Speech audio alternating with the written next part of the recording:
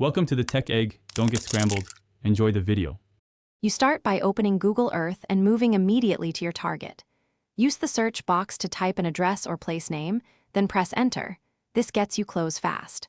Once done, zoom in with the mouse wheel and pan until the landmark fills the screen. Make sure to switch to satellite imagery for precise visual cues and adjust tilt if buildings or terrain hide the exact point. This first pass sets you up to capture coordinates accurately without guessing. You now place a place mark directly on the spot you want. Click the marker tool or right-click the map and choose Place Mark. In the dialog, the latitude and longitude fields show coordinates. Use decimal degrees because they're easiest to copy and most precise. If your pin is slightly off, drag it or nudge with arrow keys while watching the numbers update.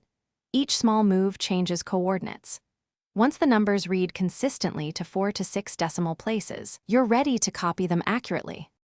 You finish by exporting or copying the coordinates. Click Copy from the Placemark dialog for a quick paste, or choose File Save Place as to create a KML/KMZ file if you need to share or batch process points. Open a KML in a text editor to pull raw decimal coordinates for automation.